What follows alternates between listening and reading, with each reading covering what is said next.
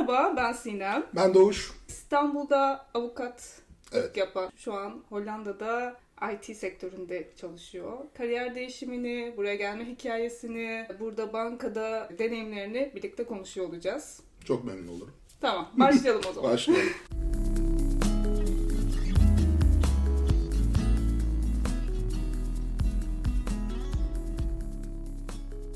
Buraya gelmeye nasıl karar verdin? Ne zaman geldin? Aslında buraya 2 sene önce geldim. Buraya geliş hikayemiz biraz farklıydı bizim. O dönem İstanbul'dan bir uzaklaşma ihtiyacı hissediyorduk. İstanbul'da ben 7 yaşımdan işte 2 sene öncesine kadar İstanbul'da yaşıyordum. Orada da Kadıköy'de yaşıyordum.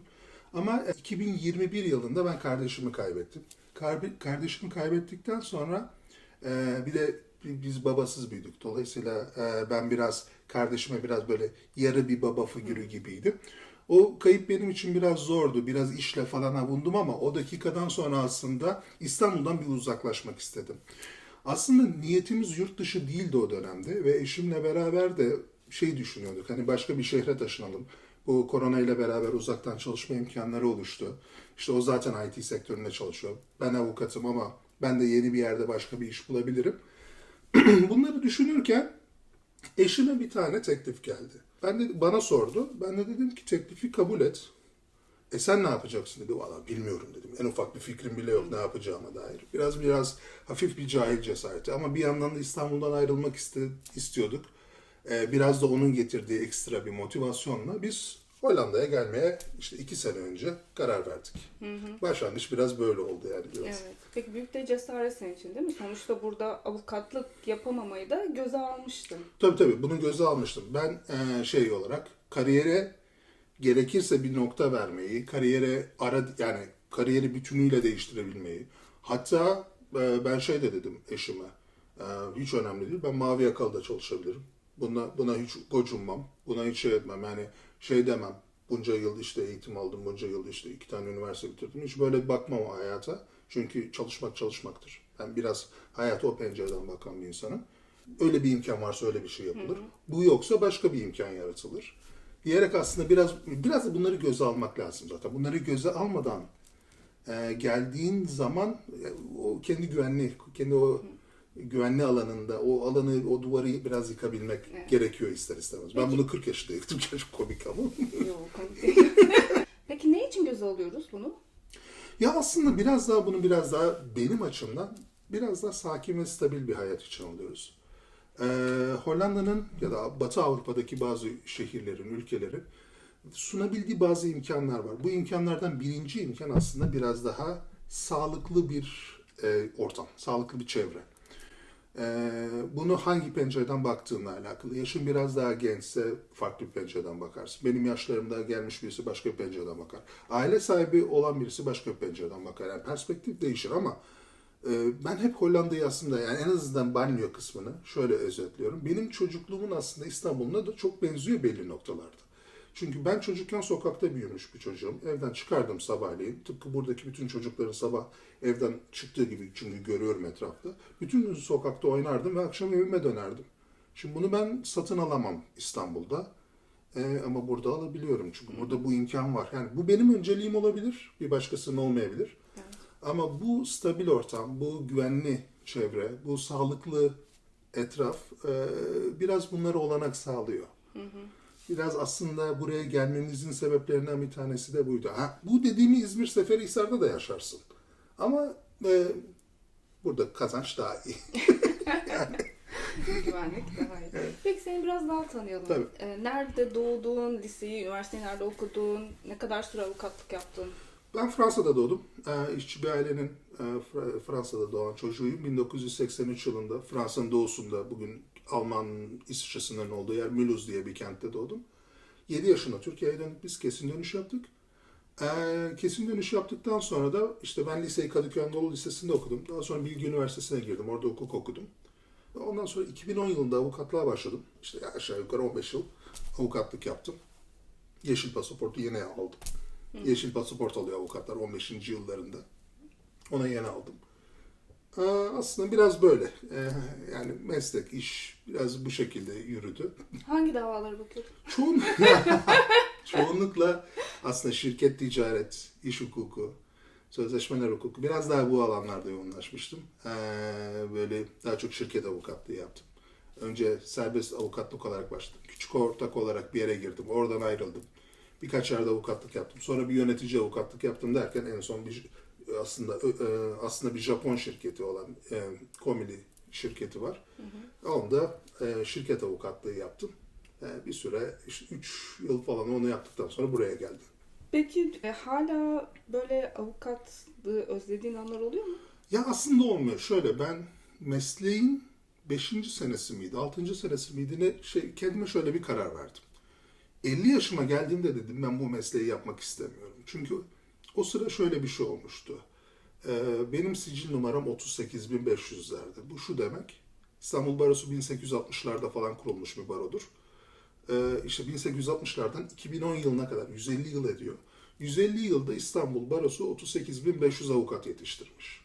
Şimdi bu rakam yaklaşık 100 binlerde. Yani son 15 yılda aynı baro 60.000 avukat yetiştirmiş. Artık yani hani bu sıcağa kar dayanmıyor diyor ya. Yani mesleki olarak çok fazla avukat var. Dolayısıyla iş kalitesi düşüyor. Para kazanma ihtimaliniz daha azalıyor. Daha niş alanlara yönelmek istiyorsunuz. Bunları yapmadığınız zaman mesleki olarak tatmininiz biraz azalıyor. Bu yüzden ben de dedim ki yani bu işin benim için demotive edecek, yani çivisini çıkaracak yere gelmeye başladık. Ama hani meslek olarak bir 10 yıl daha devam edebilirim buna. Ama ondan sonra da tamamıyla bu işi bırakmak istiyorum dedim. Bu karar olunca tabii bu takvimi biraz erkene çekmiş oldum. Aslında denk geldi. Ki bu kararı almanda Türkiye'deki bu hukuk konularında hukuksuzluk da seni etkiledi. Var tabii. Var. Olmaz olur mu? Yani şimdi her hukukçu hayata bir farklı pencereden bakar. Ben de aslında biraz hukuk fakültesine girdiğimde hakim olmak niyetiyle hukuk fakültesine girmiştim. Bu arada ilk olmamışım. O ayrı bir konu. Çünkü yani o kararın altına imza atan hakim olmak ayrı bir vicdan problemi. Yani çünkü öyle bir sorun var. 15 Temmuz'dan sonra tabii ki hakim kadrolarında bir anda, hakim ve savcı kadrolarında bir anda bir boşalma olmasıyla beraber bazı avukatlıktan hakimliğe geçiş imkanları da sağladılar. Hatta bunun içinde sınavlar açtılar. Ben de bu sınavlara girdim hatta. Hala hakim olmayı bir zorluyordum o sıralarda. Garip bir şekilde mülakatlara çağrılmadım. Yani çok da şaşırmadım. Garip mi beklendi? Yani beklenildiği üzere. Yani puantaj olarak garip ama olarak beklenildiği üzere. Zaten ben de çok istemiyordum. Bunca avukatların şöyle bir şeyi var. İşte biz avukatlar işte aslında hukuksuzluğa karşı hayır, avukat aslında bir menfaat savunucusu. O hukuksuzluğa karşı direnmesi gereken noktadaki insanlar savcı, hakim gibi insanlar. Yani avukatın vazifesi biraz daha farklı. Evet, avukat bir hukuk üretebilir. Evet, avukat bir hukuksuzluğun peşine de düşebilir. Ama avukatın birinci görevi aslında bir menfaat peşine koşmaktır. Yani müvekkilinin menfaati, hukuki menfaatin üzerine koşmaktır. Sorun şu, o hukuki menfaat yasayla belirlenmiş olan menfaatin dışına çıkmış Türkiye'de. Yani işte bir sınırlı zümrenin istediği ile hukuk inşa ediliyor. O hukuki menfaat onun üzerine inşa edildiği için işi yapmanın teknik keyfi de kalmıyor. Çünkü bir anlamı yok. O zaman senin burada bankada çalışma hikayenden devam edelim. Nasıl bir kariyer değişikliği oldu? Neden bankada çalışmaya karar verdin? Bunun için yaptığın adımlar neydi? Aslında bunlar güzel bir soru. Buna beni ikna etmeye çalışan çok kişi vardı. Önce eşim ikna etmeye çalıştı. IT'de çalışıyor. O IT'de çalışıyor zaten, business analyst, iş analisti. En yakın arkadaşım, o Eindhoven'da yaşıyor, ASML'de bir developer. O ikna etmeye çalıştı. Ya yaparsa oğlum ne var bunda falan. Hani herkes yapıyor. Ki o da orijinal bir bilgisayar mühendisi değil. O da bir petrol mühendisi ama gerçekten kariyerini sıfırdan baştan inşa eden bir adam. Onu 27-28 yaşına yaptı. Ona o konuda inanılmaz saygım var. Ama beni aslında buna ikna eden bizim yan ekibimizde, şu an çalıştığım ekibimizin yan ekibinde çalışan bir Türk arkadaşım. O da bir hukukçu. Hollanda'da 14 yaşında Hollanda'ya gelmiş bir Türk. Lise ve üniversite hayatını tamamıyla burada geçirmiş. Hukuk okumuş. Hukuk okuduktan sonra bir süre Türkiye'ye gelmiş. Türkiye'de bir süre avukatlık yapıp eşiyle tanışınca, eşi de bu arada Fransa'da hukuk okumuş bir Türk. İşte hukuki denklik sınavlarında falan tanışıyorlar hatta. Onlar daha sonra buraya gelince o da hani daha uluslararası bir meslek ne? IT ilgisi de var. Ona biraz yoğunlaşıyor. E, ve onun telkini bana biraz aslında geçti. Çünkü bir hukukçunun refleksi, bir hukukçunun metodolojisine sahip. O reflekslerle, o eğitim şeyleriyle hareket ediyor. Şimdi ben bir mühendis değilim. Bir mühendisin bakış açısıyla bu olayı anlayamam. Ama bir hukukçu bana bunu söylüyorsa ki hayır sen de yapabilirsin. Bu sanıldığı gibi o kadar da teknik, o kadar da niş bir iş değil. Yani bizim reflekslerimiz de bunları yapmaya yakındır dediği zaman evet o bana gerçekten kuvvetli bir telkin oldu. Ben de dedim ki o zaman ne yapabilirim? Yazılımı öğrenebileceğim bazı kurslar var, bazı bootcamp'ler var. Bunlardan birine katılabilirim. Bunlarla ilgili işte çalışmalar yapabilirim. Belli sertifikalar alabilirim. Bu sertifikaları aldıktan sonra da çünkü Avrupa'da biraz mantalite şudur yani aslında insanı şöyle bakmak istiyor. Sertifikası var mı? Bu konuda bir eğitim almış mı? Bu konuda bir donanımı var mı? Donanımı en kolay gösterebilecek şeylerden bir tanesi açıkçası yani sertifika. Hı hı. Dolayısıyla bootcamp'i bitirdikten sonra bu arada 9 haftalık ve bayağı da yoğun bir bootcamp. 300 küsur saat harcadığınız bir bootcamp. Ondan sonra böyle bir şey açıldı, pozisyon açıldı. Ben de bu pozisyona junior bir IT'ci olarak başladım. Pozisyonun adı ne? Aslında bu bir test otomasyon işi. Aslında bir DevOps engineering işi. Ben bir testçiyim. Otomasyon testleri yapıyorum. Aslında bir yandan da bu yazılımla da doğru orantılı. Bir yandan yapılan işlerin aslında test kısımlarını biz yapıyoruz. Kalitesini ölçüyoruz. Aynen kalitesini ölçüyoruz. Doğru. Müşteriye verilmeden önce. Aynen. Peki bu bootcamp'ler hakkında çok soru geliyor. Onunla ilgili biraz bilgi verir misin? Mesela nasıl başvuruyorsun? Başvurmak için bir şey gerekiyor mu? Full time işin olursa buna yine de katılabiliyor musun? Onu biraz açabilir misin? Tabii. Şöyle söyleyeyim. Şimdi bu bootcamp'ler her şeyden önce aslında sana bir fundamental, sana bir teknik taban oluşturmak üzere dizayn edilmiş bootcamp'ler. Yani buradan mezun olunca, yani burayı bitirince inanılmaz bir bilgin, inanılmaz bir donanımın olmuyor. Biraz farkındalığın oluyor. Biraz bu o öğrendiğin dile yani oradaki kod diline karşı bir farkındalığın, bir yatkınlığın olmaya başlıyor. Full time çalışan birisi bu bootcamp'lere katılabilir mi? Katılabilir, biraz zorlanır çünkü dediğim gibi bir dedike bir iş. Bizim bootcamp'imiz sabah 9'dan akşam işte 6'ya kadar sürüyordu. Ama bunun hafta sonuna yayılmış ya da iş sonrasına yayılmış versiyonları da var. Onlar biraz daha uzun sürüyor. Bizimkisi 9 haftaydı ama 6 aylık bir bootcamp var. İşte part-time çalışanlar ya da full-time çalışanlar mesela ona başvurabilirler. Oradaki handikap şu, biraz daha bölük pörçük ilerlediği için yani haftada buna ayırabildiğin saat 10 saat, 12 saat falan ayırıyorsun. Yani ben haftada 50-60 saat ayırıyorum öteki bootcamp'e. Dolayısıyla ben 50-60 saat ayırdığım için daha yoğun bir program.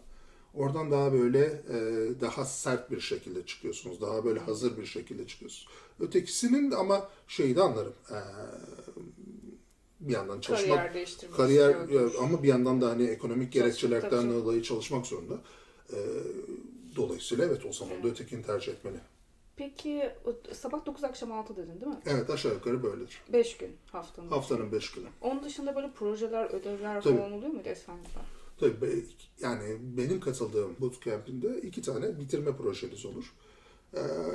Bu bitirme projeleri 3 aşağı 5 yukarı işte 4-5 tane ekibe bölünür.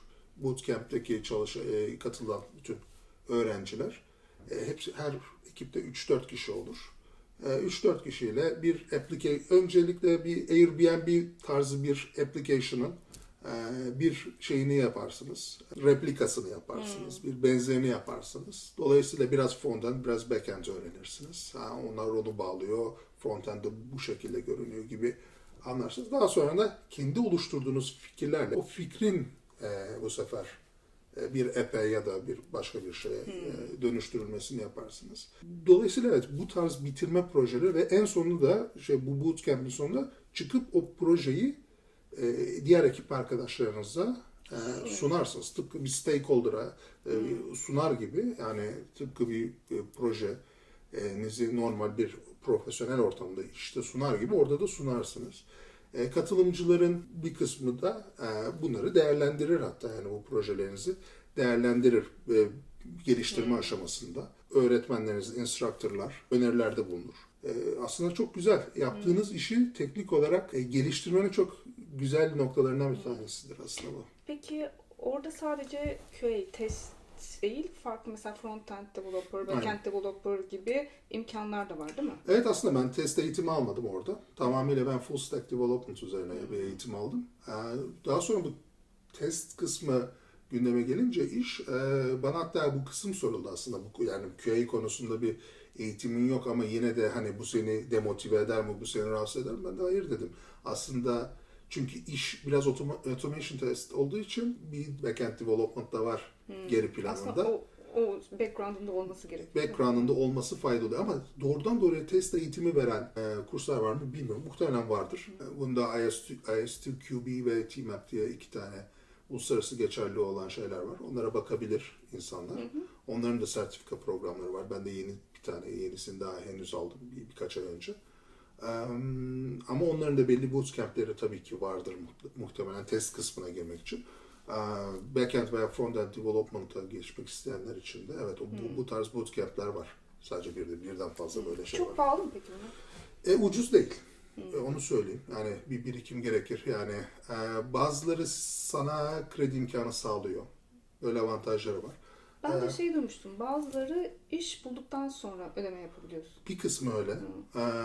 Tabii o zaman ödeme şartları değişiyor. Belki biraz daha fazla isteyebilirler o zaman. Peşin ödersen muhtemelen daha az ödersin. Bazısını vadeye bölebilirsin. Ne kadar mesela bir Mercedes parası? Ya o kadar değil ya. Yani 5.000-6.000 euro tutar aşağı yukarı bu işler. Ama evet yani 20.000 euroya falan tutuyoruz. Burada bir üniversitenin bir yıllık yüksek lisansı yaklaşık 20.000 euro, 25 Evet. yani o paralardadır. Bu o kadar değil. Ama zaten IT işi biraz daha hani sanıldığı kadar şey bir işti. Aslında biraz memuriyet bir yerde. Yeni nesil bir memuriyet işi bence. Ben biraz öyle bakıyorum hayata. Doğru. Yani Seni hiç korkutmadı mı ya böyle kariyer değiştirmek, hiç Kork. bilmediğin bir sektöre girmek falan? korktum tabii. Rüyamda kod yazıyordum ben. Gece eve geliyorum hala kod yazıyorum. Zor mu kod yazmayı öğrenmek? Kolay değil. Yani benim gibi teknik background olmayan, teknik bir geçmiş olmayan birisi. Yani ben bilgisayar açmayı çok bilmeyen bir insanım. Yani ben eşimin işini uzun bir süre anlayamadım. Yani çünkü o IT business analyst ne demek falan diye bir anlayamadım. Hala da iyi değil. Hala şey yapar.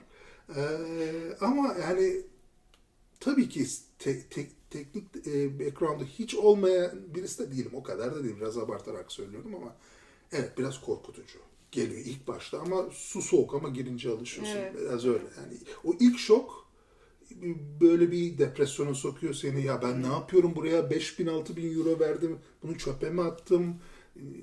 Aptal mıyım ben? Ne yapıyorum? Bu dediklerini insanların hiçbirini anlamıyorum ben.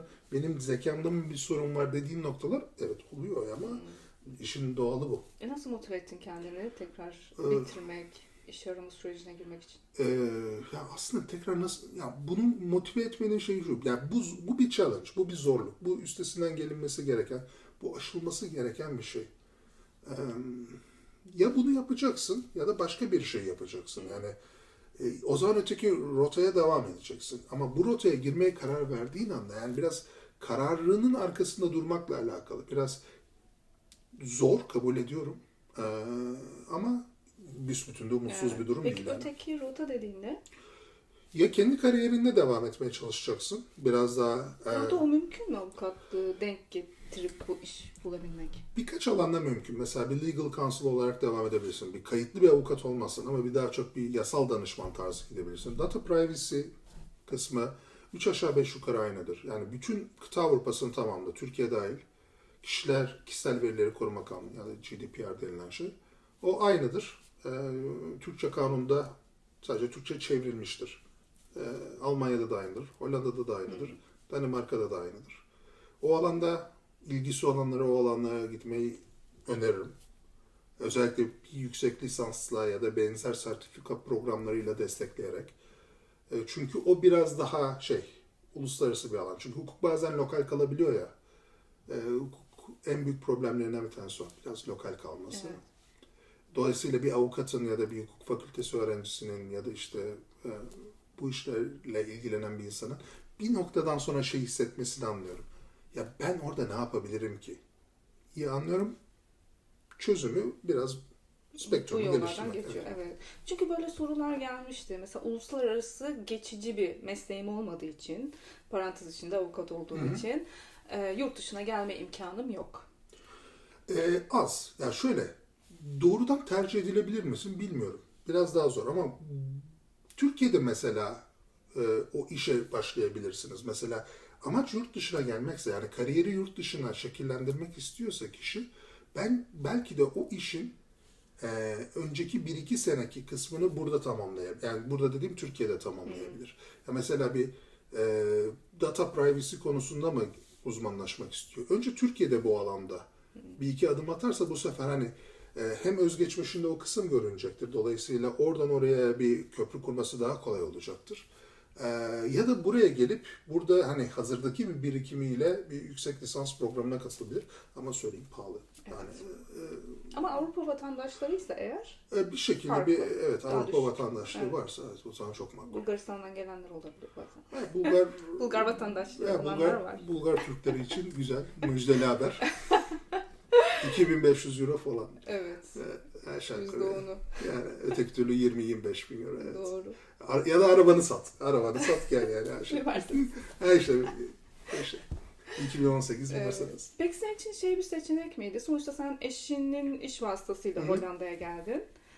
Hiç çalışmamak senin için bir seçenek miydi? Ya aslında hiç çalışmamak şöyle, bir yerden sonra sıkılırsın. Yani benim için öyle. Çünkü hani 20 senedir çalışıyorum. Kendim bildim bile çalışıyorum. Dolayısıyla bir noktadan sonra şey ediyorsun. Tabii bu arada benim de işsiz geçirdiğim dönemlerim var. Hani ben hukuk büromu kapattım, iflas etti o dönemde. Bir sene işsizdim. O zaman da sıkılıyordum. Ve buraya ilk geldiğimde de hemen iş bulamadım. Yani bir seneyi de işsiz geçirdim. Evet, o zaman da sıkılıyordum. Ama biraz da bunu göze almak lazım. Bu işin de bir parçası bu. Hani işsiz kalmak ya da işsiz geçirmek evet biraz moral bozucu ve insanın kendi kendine sorgulamaya başladığı bir dönem, ama o dönemde aslında mental sağlığı da sağlıklı tutabilmek için biraz hani diri olmak lazım. Başka işlerle ilgilenmek lazım. Bilmiyorum, belki gönüllülük esasına dayalı işler de yapabilirsiniz. Hollanda'da çok var. O sırayı en azından boş geçirmemek için. Part-time bazı işler yapılabilir. Yani sen hep o çalışmaya yöneliksin değil mi? Yani hep üretim. Evet, bir şey üret ama insanın varlık amacı biraz olur. Aslında insan durduğu zaman çöken bir varlık aslında. İnsan hani sürekli işlemeli. Yani ya zihnen ya bedenen bir şekilde işlemeli.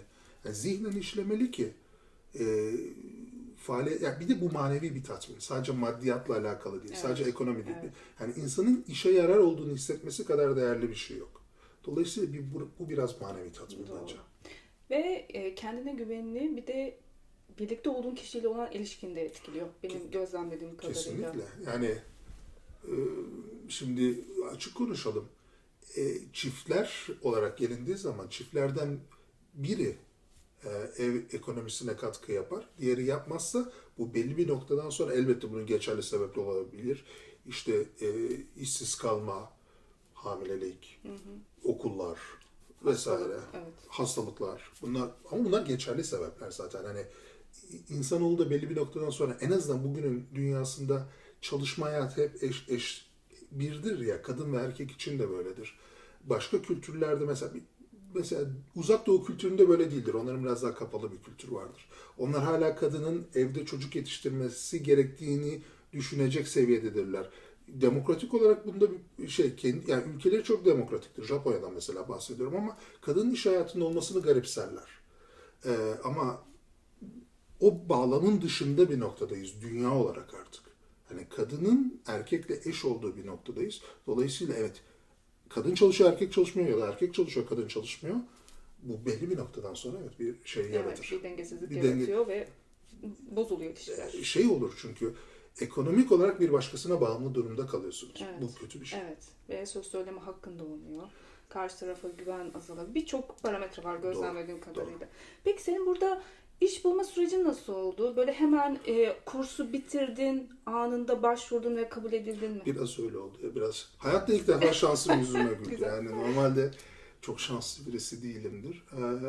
Ama gerçekten tam dediğin gibi oldu. Yani kurstan çıktım. Dedim ki bir iki hafta kafamı dinleyeyim dedim. Bu iş ilanını gördüm. Eşimin yan ekibinde bir şeydi. Yani aynı 300 kişilik o büyük ekibin içerisinde 10 tane farklı takım var. İşte aşağı yukarı. O 10 tane farklı takım bir tanesinde böyle bir iş imkanının olduğunu duydum. Zaten eşimin iş arkadaşlarını tanıyorum. Yani bazıları arkadaşım. Onlar dedi ki ya Doğuş böyle bir ilan var. Senin ilgini çeker mi? Dedim evet. Yani gayet güzel ilan. Niye çekmesin? Testçi arıyorsunuz. Automation testi yapılacak. Tamam. Ben de ve junior birisi alınacak. Yani yetiştirilmek üzere birisi alınacak. Başvurdum. Anladığım kadarıyla birkaç kişi daha varmış. Shortlist'te kalan. Sağ olsunlar beni tercih ettiler. Yani biraz böyle oldu. Ama senin bence bu sosyal olman ve evden dışarı çıkıp insanlarla tanışman da bunda etkili oldu değil mi? Yani sadece kursu bitirip evde Tabii, iş tabii. başvurusu değil, Yok, evet. insanlarla etkileşimde olmak, o Evet, aslında biraz network'te biraz böyledir. network çok önemli. Network biraz Evet. böyledir. Aslında insanlar hep şeyi sorar ya. Ya network'ü nasıl kuracağım? Bilmiyorum. İnsanlarla konuşacaksın. Evet, çıkıp Hani konuşacaksın. çıkıp konuşacaksın. Sadece LinkedIn'den işe başvurmakla olmuyor. Ben bu arada işe alım yapmış bir insan olarak da bunu söylüyorum. Hani avukatlık döneminde ben hem yönetici çalıştım hukuk bürosunda hem de daha sonradan şirketin hukuk departmanının yani legal counsel yani baş hukuk müşaviri olarak işe alım da yaptım. Ya işe alım mesela ben şeyi çok severim.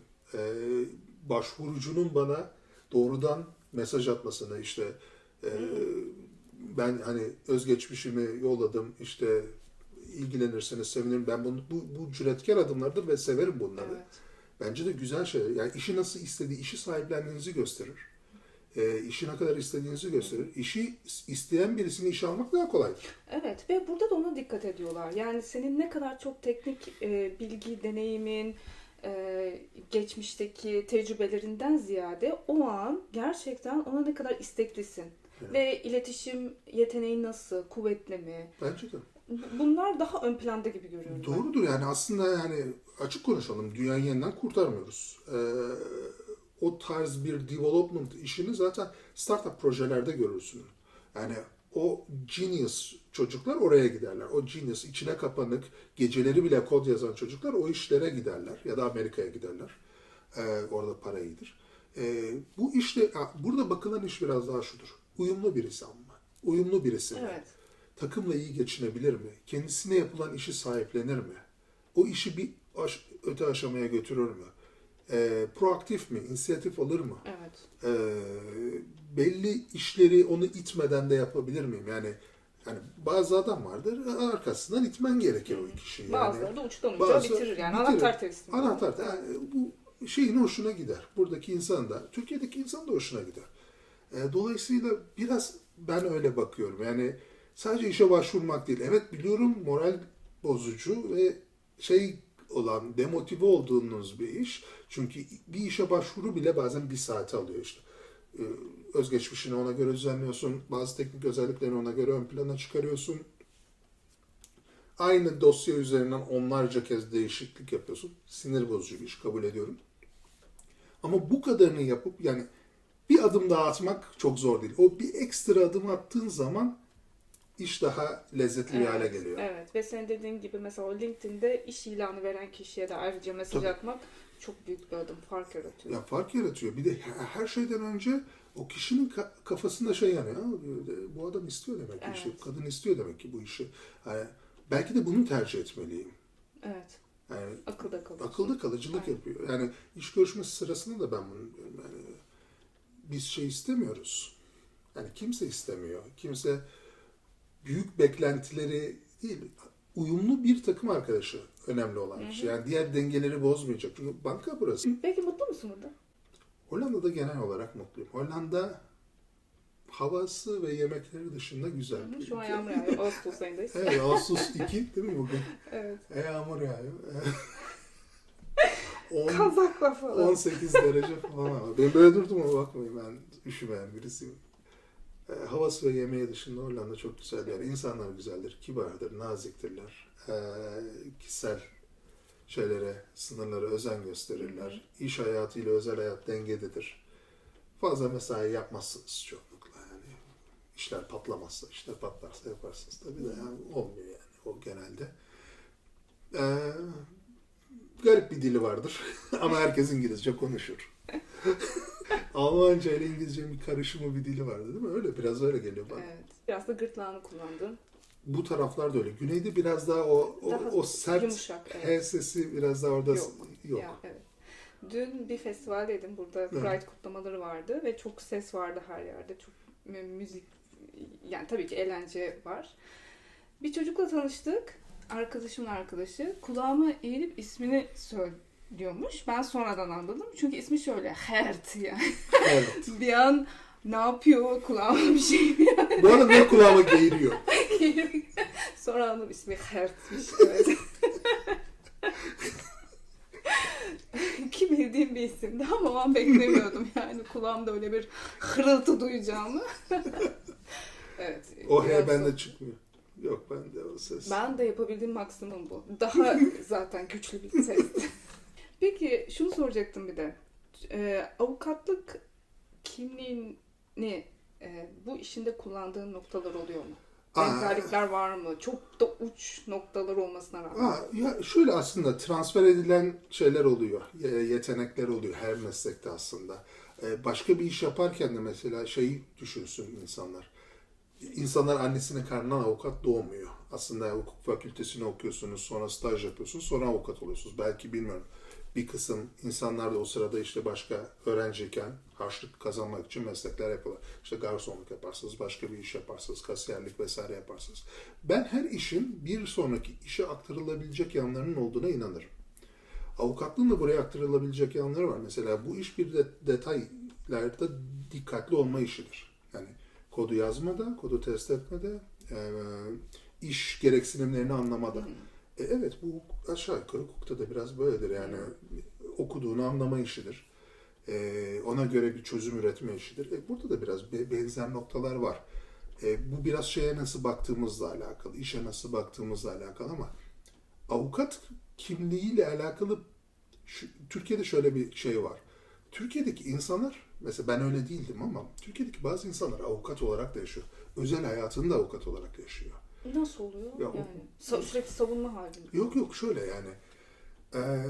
Mesela işi bitirdikten sonra sen saat 5'ten sonra sen işinle ilgili bir argümanı daha az ileri sürüyorsun değil mi? Ama avukat telefonu açarken de avukat, bir şeye imza atarken de avukat. Bu hatayı mesleğimin ilk başında ben de yapıyordum. İmza atarken avukat Doğuş Akgüz diye imza atıyorum. Halbuki yani o titr, o ünvanın çok büyük bir önemi yok aslında. Çünkü 100.000 tane var onda. Yani o 100.000 tane olunca bir kıymeti de yok açıkça söylemem gerekirse. Yani, hayır sen Doğuş Akgüz'sün. Ama o kadar çok doktor da var. O kadar var mı bilmiyorum ama. Yok mu? Bilmiyorum. Kalmamıştır belki. Hepsi Almanya'da değil mi? Almanya'da. Hepsi Almanya'da değil mi? Yani hepsi Almanca kursuna gidiyordu. Doğru. Sen İngilizce kursuna gittin mi orada? Yok ben liseden öğrendim İngilizceyi.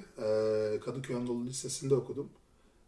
İyi bir öğrenci değildim ama okul iyi bir İngilizce öğreticisiydi. Dolayısıyla ama İngilizcemi buraya gelene kadar hiç kullanmamıştım. Bir tek Japon şirketinde biraz kullanıyordum ama Japonlar da İngilizce konusunda dünyanın en iyisi değiller zaten. Yani o yüzden çok da büyük bir sorun olmuyordu bu. Hatta tercümanım vardı yani. Burada hobin var mı? Ben amatör bir tiyatro oyuncusuyum. Türkiye'deyken de tiyatro oynuyorduk. Küçük bir ekibimiz vardı. Böyle amatör, yarı profesyonel arası bir ekip. Aslında bir 8-9 sene Türkiye'de tiyatro yaptık. Sonra araya pandemi girmişti. O pandemi döneminde işte yapamamıştık. Pandeminin bitmesiyle beraber özel tiyatrolarda falan tekrar açılmaya başlayıp işte bir seyirci kitlesi tekrar oluşmaya başladı. Ama o sıralarda da buraya geldik. Buraya ilk geldiğimizde evet, bunu bir tekrar ettirme imkanı yakalamak istedik. Saadettin'le tanıştık. İşte yönetmen, o da konservatuvar mezunu, buraya gelmiş. Onun da gayretleri sonucunda aslında burada bir workshop, bir oyunculuk workshopu, daha sonra ardından bir tiyatro oyunu vesaire yaptık. Bir 10 tane tiyatro oyunu oynadık burada. 1000'e yakında seyirci geldi. Yani sold out oluyor. Türkler seviyor burayı. Evet. Çünkü burada Türkçe tiyatro bulmak çok zor. Ya evet. Şimdi bu sene başka bir ekip bu bayrağı devam ettiriyor. Çok da mutluyum. Ben de onların temsillerine gidiyorum. Çok hoşuma gidiyor. Sadece Amsterdam'da da değil mi? Diğer ülkelere de gittiniz. Tabii Almanya'ya da gittik, Berlin'e de gittik. Hollanda'da da işte Rotterdam'a, Eindhoven'a, işte Deventer'e. Yani bütün imkanımız verdiğince her yere gitmeye çalışıyoruz. Çünkü Hollanda'da çok fazla. Yani Hollanda'daki birinci büyük azınlık Türk komünitesi. Dolayısıyla çok fazla Türk var. Onlar da teveccüh gösteriyorlar, sağ olsunlar. Sadece tiyatro mu peki? Başka alanlarda var mı? Ya ben tiyatroyu tabii çok seviyorum. Tiyatro bir de bir hobi, yani başka işlere çok daha az mesai ayıramıyorsun. Çünkü bir bağlılık gerektiriyor. Ama bunun dışında ben iyi bir polisiye okuyucusuyum. Polisiye kitap okumayı çok severim. Bilmiyorum, eski meslekle de alakalı olabilir, bilmiyorum. Biraz eskiden bu yana hala devam eden bir gamerlığım vardır. Hala bilgisayarda oyun oynamayı falan severim. Hala lise arkadaşlarımla FRP oynarım. 25 yıldır falan filan, yani. Onları hala biraz nördüm. O zaman IT iyi bir seçim olmuş diyebiliriz. Ama bir nörde göre fazla sosyalim. Bence de sosyalsin. Yani nördüm ama o kadar değilim. Sen extrovert nurse'sun de değişik bir kez. Evet. Nadir bulunan canlı böyle. Bu hobilerin seni buraya adapte olmana yardımcı oldu mu? Evet. Tiyatro. Olur. Yani çünkü her ne olursa olsun hobin, birincisi ona vakit ayırıyorsun. Onu yaparken mutlu oluyorsun. Bu bir ekstra bir manevi bir tatmin de veriyor. Bir destek de veriyor. Bir de yeni insanlarla tanışıyorsun. Yeni insanlarla tanışmak için de. Ben de meetup'lara gitmiştim mesela yeni insanlarla tanışmak için. Ya bu çok güzel. Evet. Ve asıl sevdiğim kısım da şu. Burada hobin ne olursa olsun onunla ilgili bir grup bulabilirsin. Bahçecilikten mi hoşlanıyorsun? Yani yüzlerce buna benzer kulüp vardır. İşte herhangi bir spor branşıyla mı ilgileniyorsun? Hepsinin kulüpleri var burada. Amatör, katılabileceğin, işte tenisinden, bisikletine, işte hepsi var. Resim vesaire, işte daha böyle arts and crafts tarzlarıyla mı ilgileniyorsun? Binlerce yine kurs var. Katılabileceğin. Yani bu aslında İstanbul'da da var. İstanbul'da yaşayan insanlar için. Diğer büyük şehirlerde de muhtemelen Türkiye'de var ama tabii burada daha fazla. Burada küçücük şehirlerde bile bunları görebilmek çok güzel. Senin hoşuna giden, yapmaktan keyif aldığın şey o olduğu için bunu bir sonraki aşamalara sen yapıyorsun. Yoksa bile sen kuruyorsun. İşte yoktu öyle bir workshop, biz kurduk. Güzel de gitti. Evet. Ama şu an yapmıyorsun. Devam etmeyi düşünüyor musun peki? Seneye belki, evet. Seneye 2 kişilik bir oyun düşünüyorum. Eşimle daha kolay, provalarda daha kolay olur. evde Şöyle gel git olmaz. işte ben üşengeç bir insan. İşte git gel olmaz, evde provamı yapar, oyunu öyle çıkarım. Pratik. Yani. Kariyer değişikliğiyle ilgili sormak istediğim birkaç soru vardı. Sence şu anki işin, geçmişteki mesleki tecrübene göre seni daha mı özgür hissettiriyor? Beni daha özgür aslında aynı mı diye. Şimdi belki bankada olduğum için hayır diyebilirim buna. Çünkü bankanın belli kendi uygulamanız gereken kuralları var. Ama öte yandan da bir avukat olarak da aslında o kadar da özgür değilsin. Müvekkilini seçmekte özgürsün. Onda hiç şüphe yok. Bir avukat istemediği hiç kimseyi savunmak zorunda değil. Ama o kişiyi savunmak istediğiniz anda aslında biraz onun gereksinimlerine, onun size sunduğu şeylere bağlısınız ya. Bankada biraz öyle. Bankayı seçtiğiniz zaman bankanın kurallarıyla oynayacağız. Oyunun kurallarını banka belirliyor. Evet. Dolayısıyla evet. Daha özgür hissediyor muyum? Hayır. Ama daha özgür hissetmek istiyor muyum iş alanında? Bu da bir hayır. Yani bir de o özgürlüğü daha minimal alanlarda yakalayabiliyoruz. Belki de hani çevik ya da o agile çalışmanın prensiplerinden bir tanesi o. Yani bütüncül olarak bunu yapamayız neticede. Yani, bir banka, bir hiyerarşisi var, bir yönetim kurulu var, hissedarları var. Dolayısıyla hayır öyle davranırız. Ama en azından ekip içi özgürlük, o biraz senin alanına giriyor, onu sağlayabilmek ama evet. Ekibin kendi kendine karar vermesi sağlanıyor. Ekip içinde özgürüz. Ama evet, yine de tabii ki belli sınırlar, kurallar. Ama dünyada da öyle şimdi. Yani herhangi bir işte de düzen öyle. olması için. Yani bugün şimdi ben şu an sokağa çıktığımda da uymam gereken belli bir kural şablonu var. Paradoksal olan zaten bu kural şablonuna uymayan kişilerin hapiste tutulması. Yani hapisteki kişiler aslında gerçek anlamda özgür olan kişiler. Çünkü istediğini yapmış. Yani kuralı bozmuş ve istediğini yapmış. Birinin bir eşyasını çalabilir misiniz? Hayır, ama adam çalmış. Yani o özgürlüğü kendisini elde etmiş. Yakalanmış, cezalandırılıyor. Türkiye'de cezalandırılmıyor. Problem orada. Evet. Peki mesela böyle ekip içinde o avukatlıktan gelen alışkanlığını gösterdiğin bir an oldu mu? Mesela böyle bir adaletsiz bir ortam oldu. Biri birinin hakkını yiyor falan. Böyle bir şey. Onun için hakim olmam lazım. Avukat tam o olmuyor yani. Avukat daha çok bir menfaat koruyucusu. Ama yok, Birinin evet. menfaatini koruyor musunuz? Ya bana bir faydası var. Öyle benim müvekkilim mi? Yok. Şey olarak bakıyorum. Aslında legal bir refleks her zaman sergilenir. Yani bir hukuki refleks. Ya ben hukuku bırakıyorum ama ben hukuk kariyer olarak bıraktım ama hukuk beni bırakmıyor. Çünkü 15 yıllık öğrenilmiş bir şey var orada, refleks var. O refleks, bir de okulu da var bunun. Okulla beraber oluyor 20 yıl. Şimdi 20 yılda öğrendiğin bir şeyi istesen de bırakamıyorsun. O senin kas refleksin gibi oluyor. Evet, belli noktalarda bir avukat gibi yaklaşıyorsun olaya. Evet, bu var. Ama bu formasyon gereği var.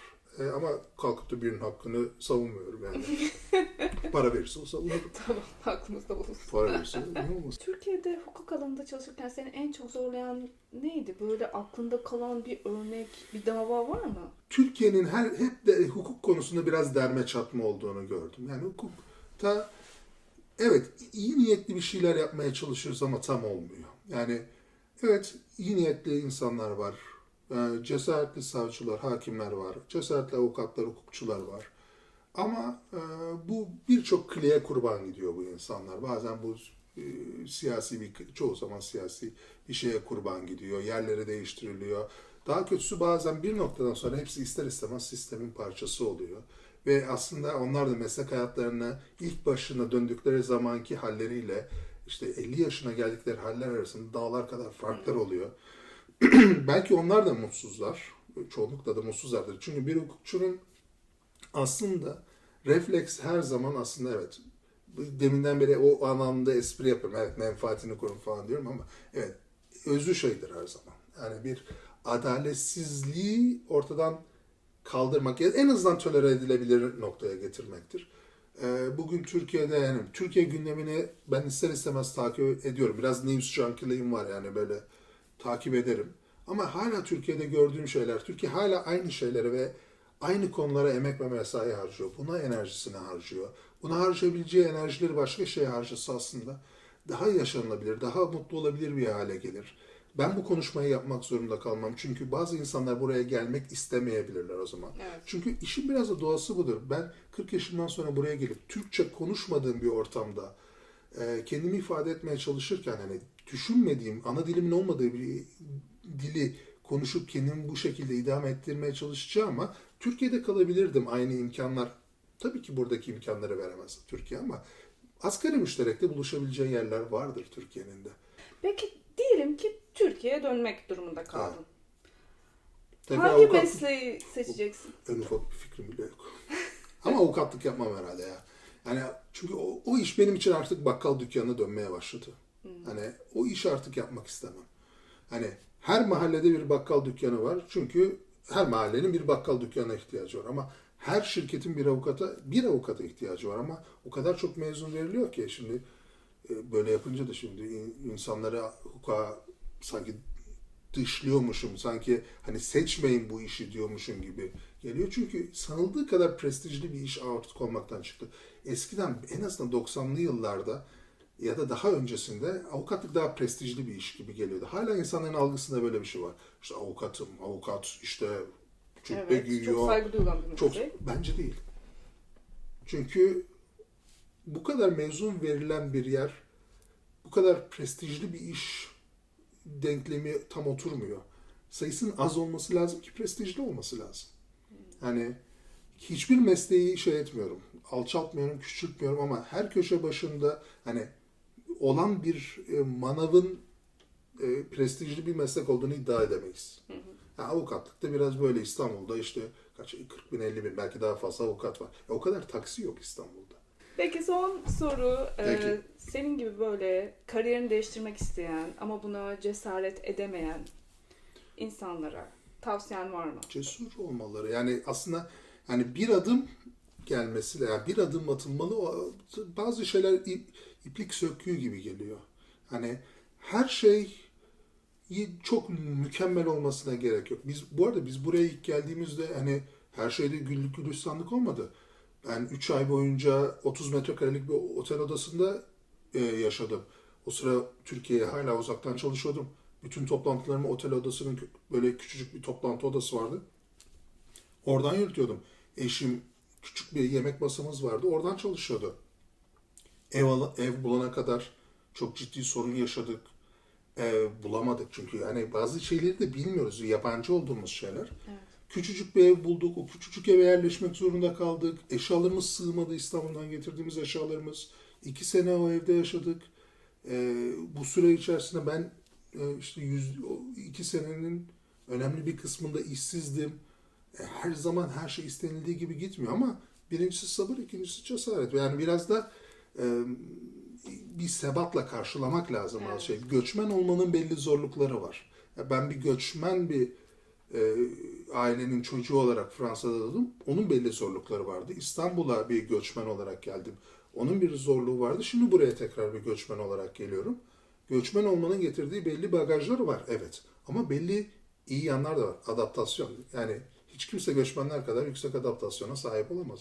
Dolayısıyla bu bazen mesleğinize yansır. Yani bir Orta Avrupalı burada mesleğinde iyi yerinde sayarken acaba nasıl yapıyorum falan diye düşünürken siz pratik aşamalarla, pratik adımlarla onun önüne geçersiniz. Evet. Çünkü hayatın o zorluğunu siz belli bir noktada lehinize çevirirsiniz. Bu bir şeydir, bir yaşam, bir survival, bir hayatta kalma dürtüsüdür. Her insanda olan. İş zorlaştıkça insanlar Dayanıklılığın vardır. yani seni öldürmeyen şey seni güçlendirir. Evet. Biraz basit. Yani ben biraz ama biraz tough love, o sert sevgiyi seviyorum yani. Bazı insanlar için tehlikeli olabilir o. Ama benim için iyi. Ben onu bir şey olarak, üzerine aşmam gereken bir mücadele olarak görüyorum. Evet, evet. Ben de öyle görüyorum. Ve gerçekten bizim de yabancı bir ülkeye taşınmaya, o doğup büyüdüğü yerden uzaklaşmaya cesareti olan insanların adaptasyonun yüksek, değişime açık olduğunu ve daha başarılı olduğunu görüyorum iş yerinde. Ya evet, bu doğal bir sonuçtur.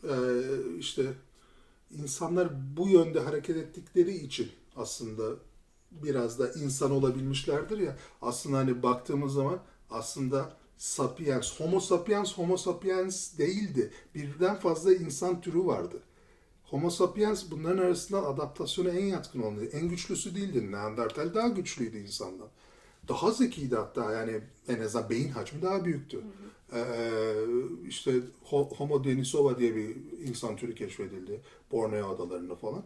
Bunlar daha farklı insanlar. Ama bu insanlar soyları tükendi. Sadece sapiens kaldı. Sapiens niye kaldı? Çünkü en yüksek adaptasyon sapiens da vardı. Yani bunun gibi yani göçmende de Türkiye'de de böyle yani yani ben en azından İstanbul'da doğmadım. Herkes İstanbul'da doğup büyümedi. Biz en az anne babalarımızın bir kısmı da İstanbul'da doğup Evet. büyümedi. Doğru. Onlar da İstanbul'da dışarıdan Evet. geldiler ve evet başarılı oldular bazıları da. Evet. Biraz hayata böyle bakmak lazım. Peki, çok teşekkür Rica ediyorum. ederim. Senin bana sormak istediğin bir şey var mı? Senin hayat nasıl gidiyor? Benim hayatım burada güzel, özgür. Kendimi çok rahat hissediyorum. Ailemi özlüyorum. Özellikle burada yalnız yaşamanın hem avantajı var hem de dezavantajı var. Dezavantajlarından biri, hasta olduğumda bana bir çorba yapacak, Anladım. çay demleyecek biri yok.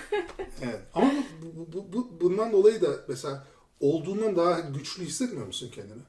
Güçlü hissediyorum da o kadar güçlü olmaya da gerek var mı ya? Bilmiyorum, belki de yok ama işte. Yok işte. Hayat seni bazen o yöne itiyor. Evet. İster istemez. Evet. Yani her şeyi ya tamam onu da yaparım diyorum. Mesela geçen yani ay ilk defa tek başıma tatile gittim. Ya hiç bilmediğim bir yere, Kuzey Fransa'ya. Orayı keşfetmek için tek başıma Nereye gittim. gittin? Normandiya'ya. Ben de Normandiya'ya geçen sene Etretat'a gittim. Etretat Ha, mı? evet. Çok güzel bir yer. Güzeldi ama bir günlük bir yermiş. Orada bir yanlışlık yaptım. Orada Deauville diye bir Evet. yanında yer var. Evet. Biraz orası. Paris Jet Sosyetesi gidiyor. O yüzden ben oraya gittiğimde yani şehir beni sen çok fakirsin diye dışladı böyle yani.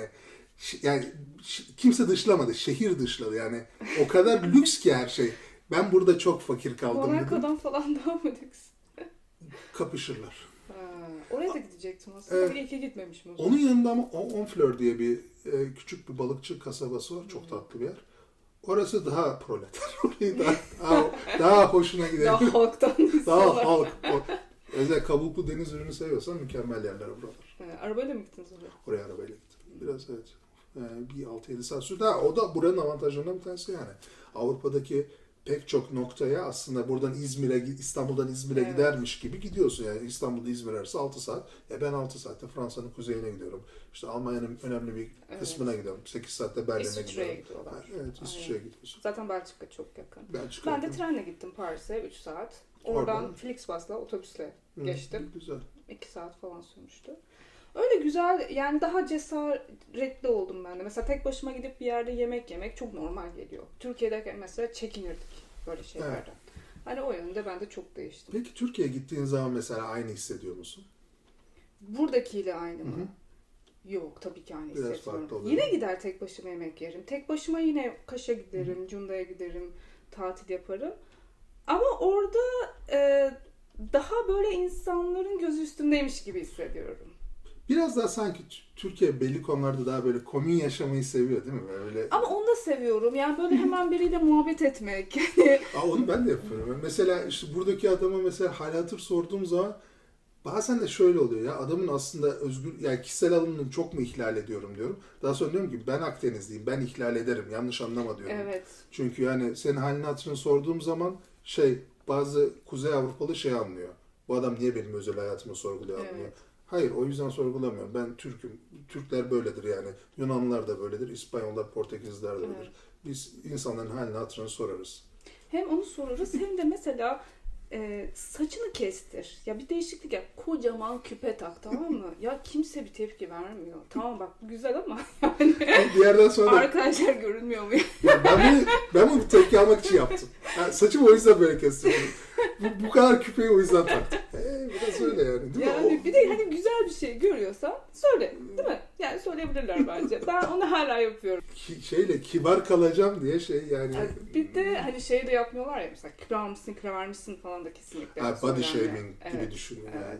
Bana demiyorlar. Zaten bende belli bir standart oldu. En baştan beri böyle oldu. Onlar beni böyle tanıdılar. Hatta diyorlar. Kilo verdin? Yok bugün az yedim diyorum. Ben gün içerisinde 1-2 kilo veriyorum. Sorun değil onlar. Burada bisiklet sürüyor musun? Ha? Bisiklet sürüyor musun? Yok ya ben bisiklet.